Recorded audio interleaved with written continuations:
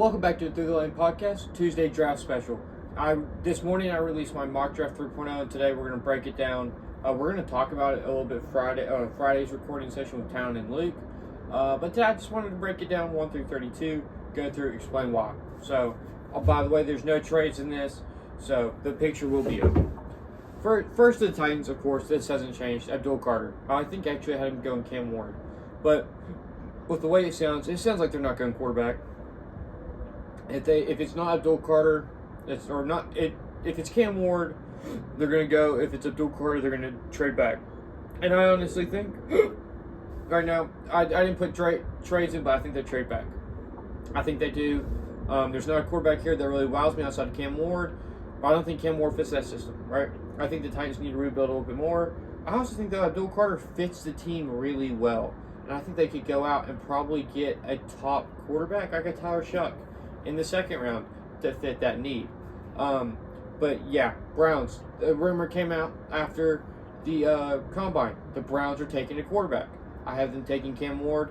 I believe they'll end up trading up. If they hear the Giants are trying to move up, I believe they'll move up ahead of them.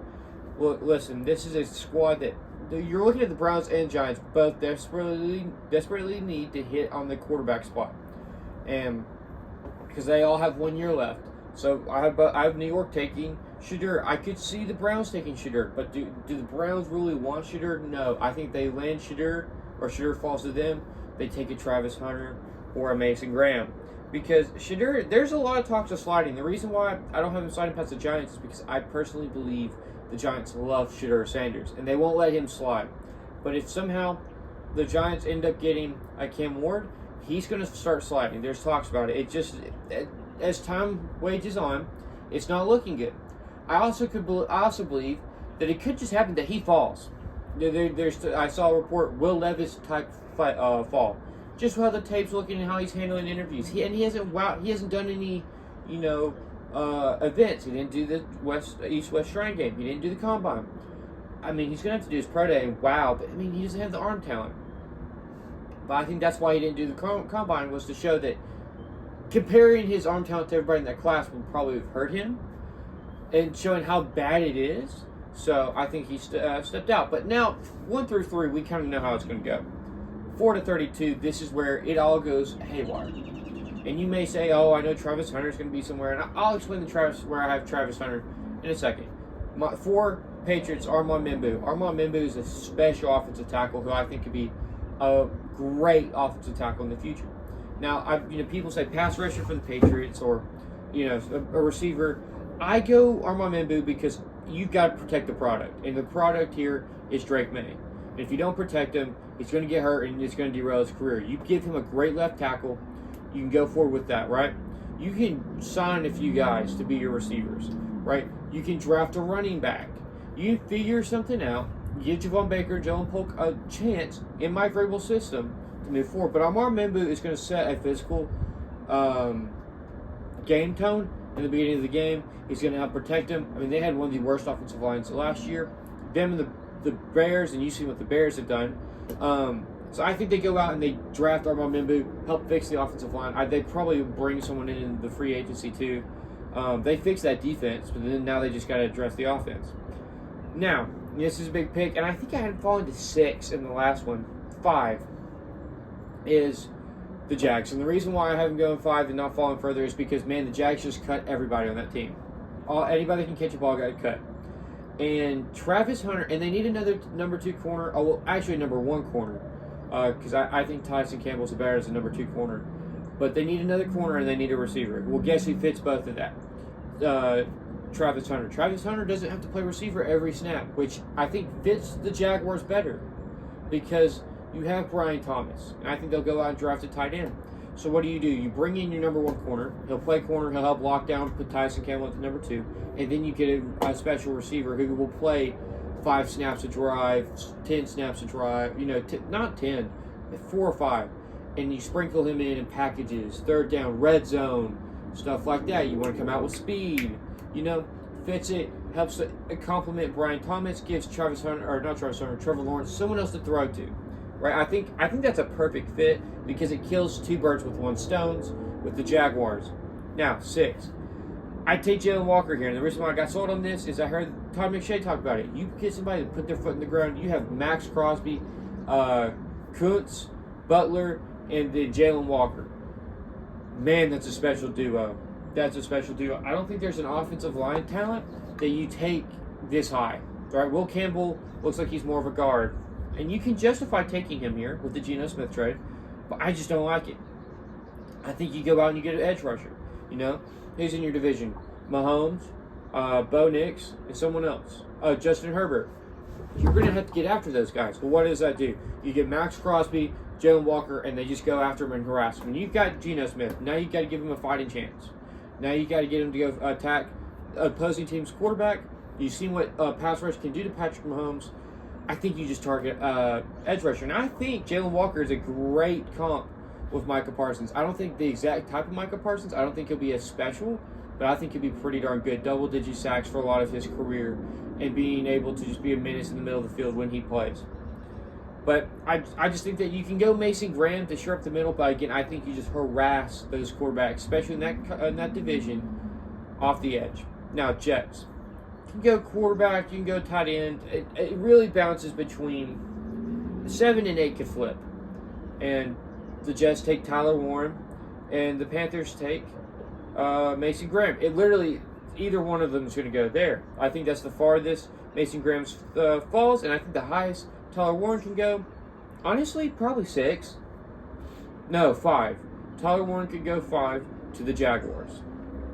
But I don't have him to go in there because, again, Travis Hunter fits 2 needs. But Mason Graham goes there pretty much because he's top 3 player in this draft, and he falls to 7. You take it. You take it. You need an infusion of talent. You take it and you help replace it. And you know, this will probably change, and it'll probably be, you know, he may go. I may put Tyler Warren all the way up at 5. We'll see as time goes and free agency shakes out. And Mason Warren may fall to 8. He may fall to 8. And Travis Hunter fall to 7. But that, I think someone would I think at that point the Raiders don't let Travis Hunter fall past 6. I just don't think they would. But you know, if Shooter falls, you then look at a whole new board, right? But again, now to the Panthers. Tyler Warren at 8. I like Tyler Warren at 8 because they need more weapons. That receiving core was terrible, awful, and I just don't see a receiver going that high in this draft, right? I just don't see it.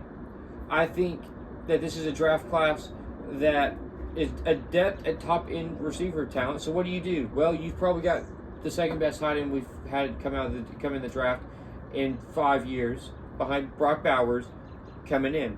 Guess what you do? You give Bryce Young more talent. It helps Xavier Legette and Jalen Coker and Adam Thielen, because that receiving core, it's raw and young, and it's outside of Adam Thielen, and it just didn't look good last year. So what do? You get in the middle of the field threat, get a guy that's a safety blanket, and you help build that offensive around him.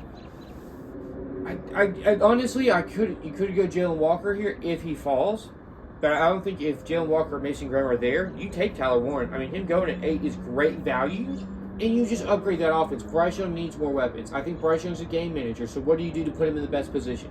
Weapons, weapons, weapons. I think Xavier Legette was a good draft, but he's not the impact number 1 you wanted right away. So what do you do now? You get a surefire, Pro Bowl tight end in this league at 8 to immediately boost the floor up of that offense. Now, Saints, 9. I haven't taken Michael Williams. That defense is old. They're losing Peyton Turner. I mean, this defensive front is old. Really old. I think Petit Warner is the youngest. I think if he's still on that team. It's just old. They need youth. Carl Granderson is like 27. He's not even that good. They're not cutting him. They just restructured his deal. But I think having Michael Williams come in, Michael Williams rotating in with those guys, and then the year after that, year 2, becoming the full-time starter. Cam Jordan may have retired by then. That team moves forward, and I think it's a great contingency plan for Cam Jordan. He gets to learn from Cam Jordan, and it's just great. Learn to pass rush, which has kind of been his problem, and you give patience with him. I think Michael Williams, because I personally watched him at Georgia, could be one of the best pass rushers in the NFL. He needs, I like a little bit more size on him. and a lot more consistency, right? He wasn't very consistent all the time. Texas game, anytime they played Texas, he destroyed them. But again, he's kind of thin. Love to see him put on a little bit more muscle and just be more consistent. But I don't think he makes it out of the top 10, honestly, because I think at 10, the Bears, if Mykal Williams is there, take him because their pass rush was so bad. But with Mason Graham, Jalen Walker, Travis Hunter, Tyler Warren, and Mykal Williams all off the board, I have them going with a luxury pick, and that is Ashton Jeanty. And yes, they have DeAndre Swift, and it wouldn't make sense, but you have Ben Johnson. What do you have in Detroit? You have Thunder and Lightning. Well, who's more like Jahmyr Gibbs? DeAndre Swift. I mean, they're very similar. I think just DeAndre Swift's a Walmart Jahmyr Gibbs, which is fine because I think you have a better quarterback in Caleb Williams than Jared Goff. So what do? You get the David Montgomery to your Jahmyr Gibbs, and that's Ashton Jeanty, your thumper, your battering ram, the guy that's going to run through, miss tackles, and just hammer the defensive line. And I think that's a great pick. It also allows play action to open up more. It allows you to kind of just step away from the passing game. If Caleb Williams is starting to, he's getting erratic, the game's getting away from him, guess what? You start handing that ball off to, Ashton Jeanty, or you start swinging it out to DeAndre Swift, and you just kind of slow the game back down. And you kind of get back control, or late in the games, right? I don't think DeAndre Swift is a great number one back, right? He had a great season with Philadelphia, but I just don't think long term it's good, right? I just don't think. I think he's overpaid. I think he's a good number 2 running back that complements a number 1, like a Samaje Perine. I'd say he can do more than Samaje Perine, but complement. Really, like he's not your number 1, and I think Ashton Jeanty would step up, be the number 1. And really, the third down back would be DeAndre Swift, just because DeAndre Swift is such a good third down back compared to Ashton Jeanty. And it gives Jeanty a break, who has so many carries in his college career, right? Now, at 11, this is an interesting one. You could go defensive line here. And I could understand you could go Kenneth Grant, who I think could go as high as 10. Just because I love Kenneth Grant. But with them losing Aaron Banks, you've got to retool that offense, right? You've got to retool that offense, especially with Christian McCaffrey being your focal point. You've got to injure Brandon Ayuk. You've got to retool. And I think you go and you get Will Campbell. Because, and listen to me with the explanation here, right? He's got short arms as a tackle. Well, guess what? We can kick him in at guard, and he can play. If he works out as a guard, great. But guess what? If he doesn't, and he looks like a tackle out of position, when that left tackle, I've drawn a blank, retires, Armstead, not Terrion Armstead. What is his name? Oh, that's going to bother me. Oh, he's a Hall of Famer. He's a dog. Absolutely love him. Oh, this is going to bother me.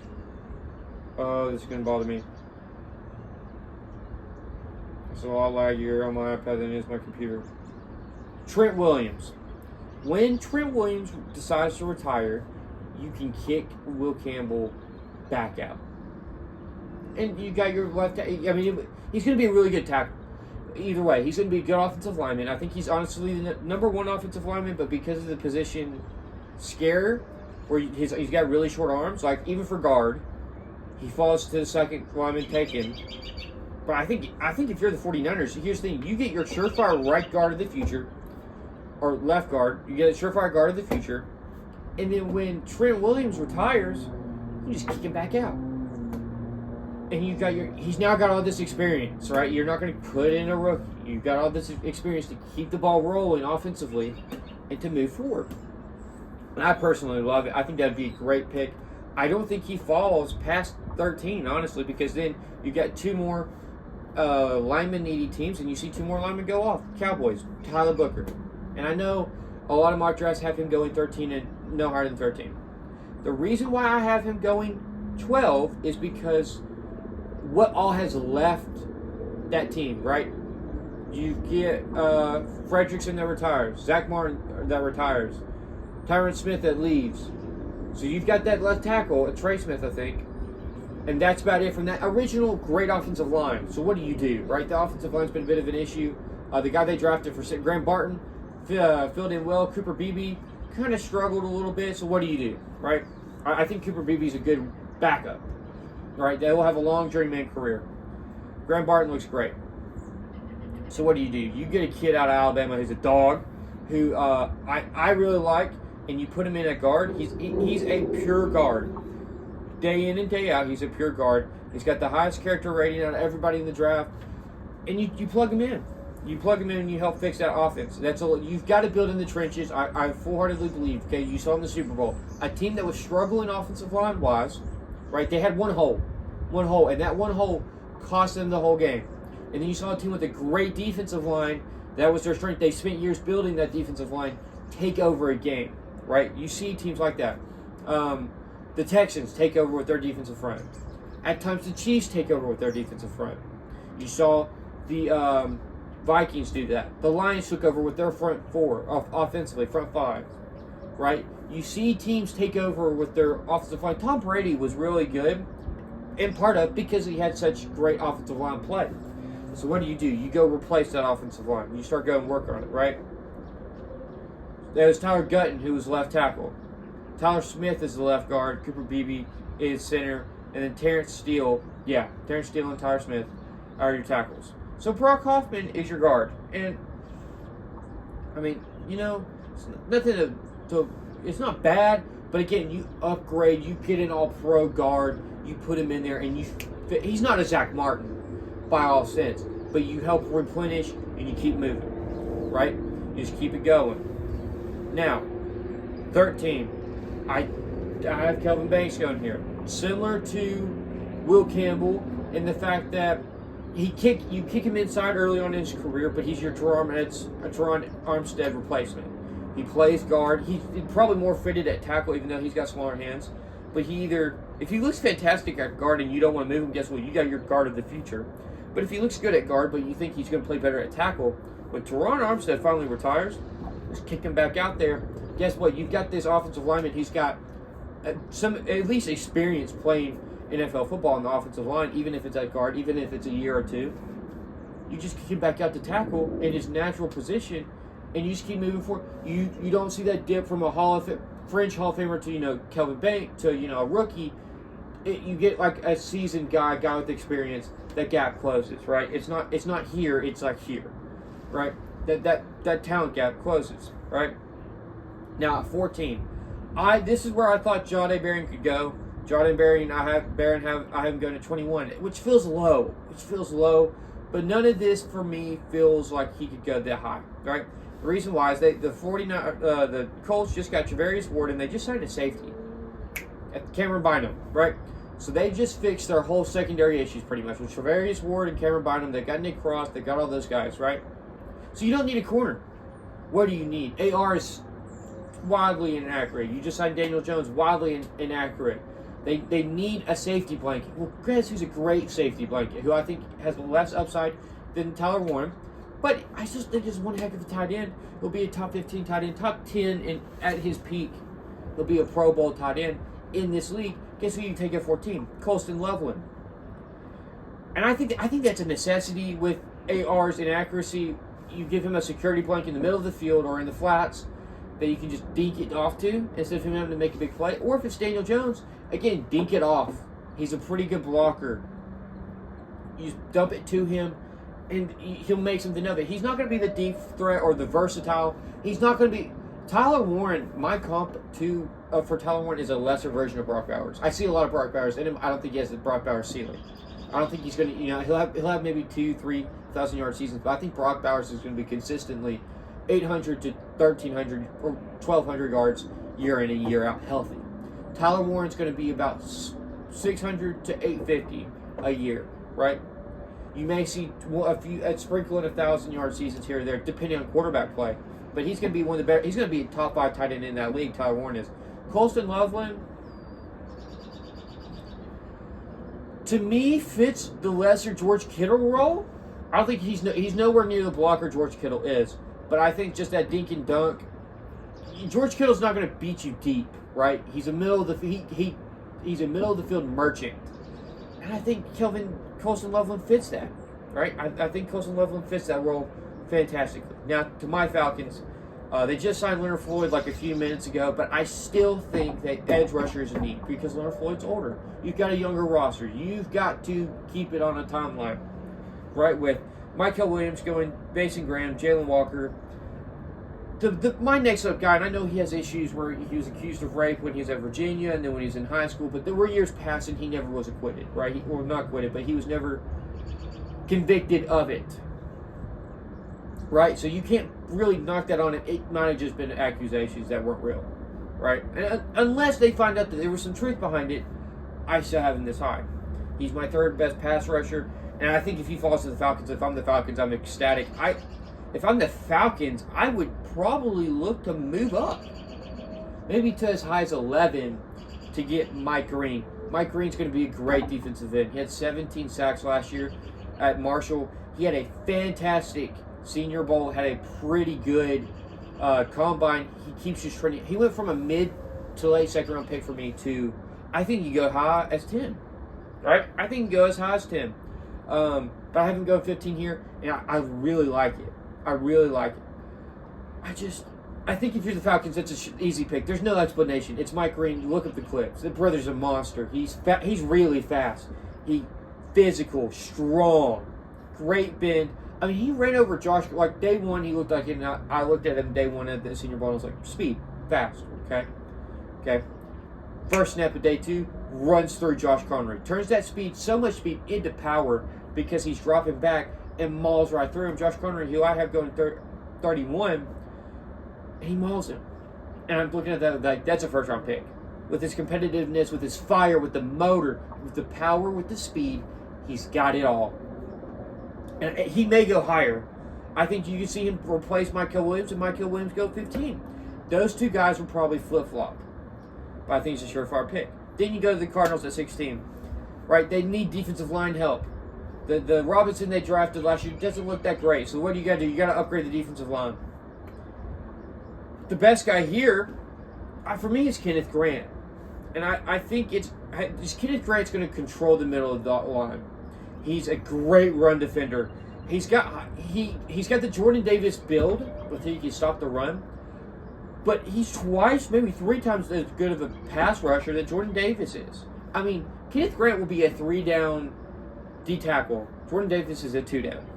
Right, Jordan Davis, unless it's third and short, you don't want him on the field on third down because he can't rush the passer. Why? It's one of the reasons they motivated to draft his former college teammate, Jalen Carter, because Jalen Carter's a 3-down D tackle. Kenneth Grant's a 3-down D tackle. And he fits that mold. And he's athletic. I encourage you to watch some of his tape. Man, that guy being that big should not be able to move that fast. He's athletic. He's got great hands.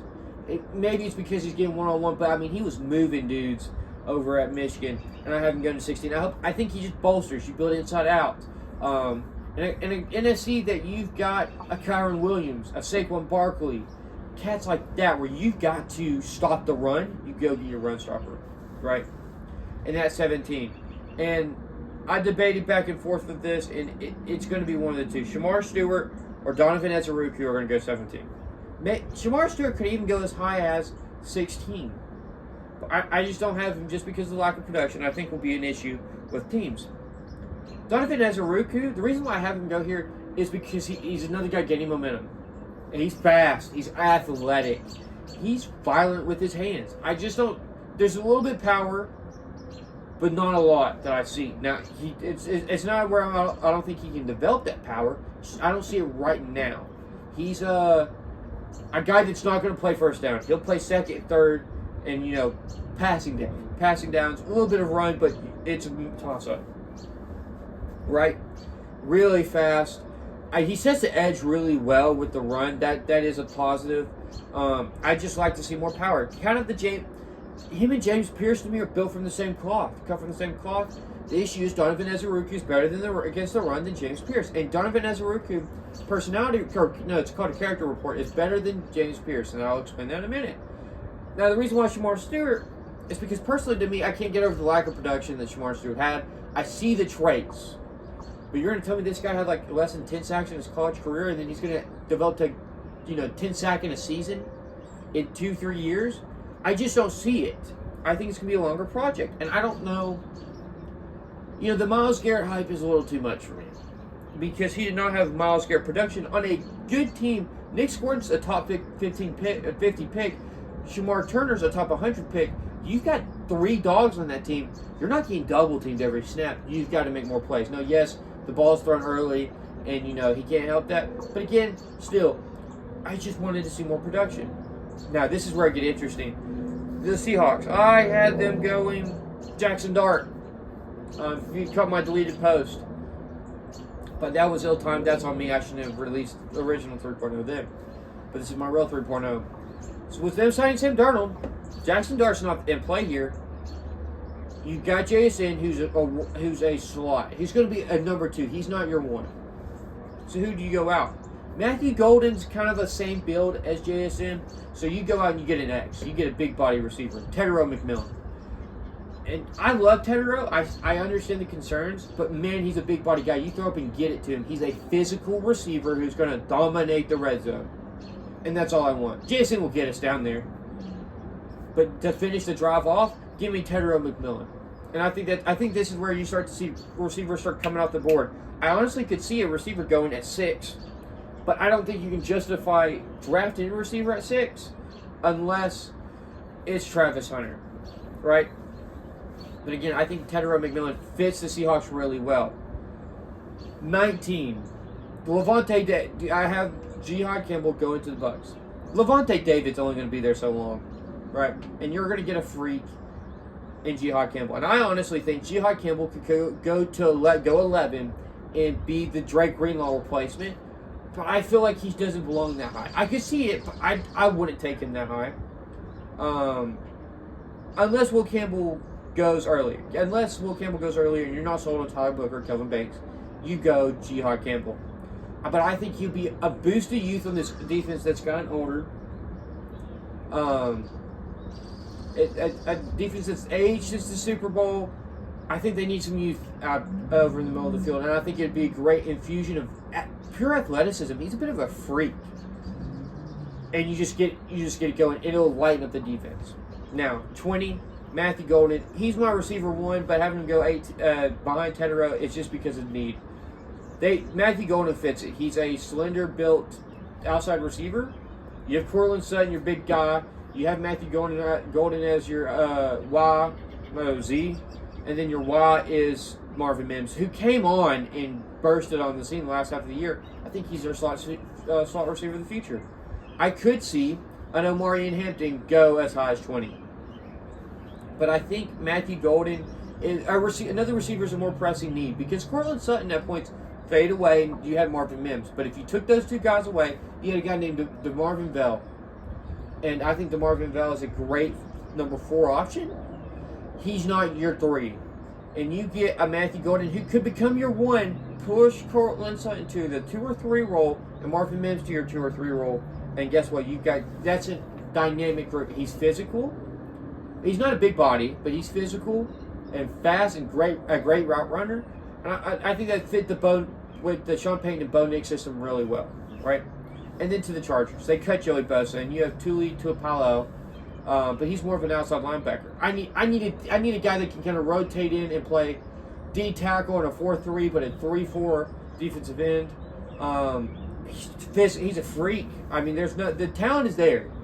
The talent is there. It's just a lot of guys have talent and they can't put it together, and I have major concerns about that with Shamar Stewart. So that's why I have him going 22, but I don't think the Chargers let him fall. I think if he falls to the Chargers, I think they take him in a heartbeat. Because he's a boost of youth to that another aging defensive front 7. He's a boost of youth, boost of energy. I think it'd work out really well. Now, 23. The Packers just signed Nate Hobbs, but Keyshawn Vaughn, I think Nate Hobbs can go play the true corner spot. Will Johnson's a little smaller, a little slower. I think he's best fitted for the nickel dime safety role. And I think it would work great in Green Bay. And if you get rid of Zaire Alexander, you take a shot on Will Johnson. If he works out as the number one corner, it goes well. And you've got your number one corner. If not, you've got your nickel dime. Or, you got your nickel dime. I think Javon Bull, brain fart was, I think Javon Buller plays nickel dime. But again, you then add another corner. I think it fits really well. I think they need help in the secondary defending the pass. That's why they went out and got Nate Hobbs. And if you cut Jair Alexander, guess what? He's your number one corner. And I don't think you got a guy that was projected to go top 10 falls to you at 23, you take him. Now, Vikings, and this is where I think another landing spot for running backs could be. Yes, they re-signed Aaron Jones, but you need youth. You need youth with a young receiving core and a young quarterback, right? And my number 2 running backs, Omarion Hampton. I have him going here. Man, it'd be nasty. He is big. For as fast as he is, he's big. Like, I saw him at the combine, I was like, holy cow, that is a stocky dude. Like, he is, whew. I like that move. It'd be great. It'd help match physicality, some defenses. He's fast. Aaron Jones is a little bit of a speedster, too, so he'd affect more of the running game. You let Omarion Hampton be a bit of your thumper to move forward.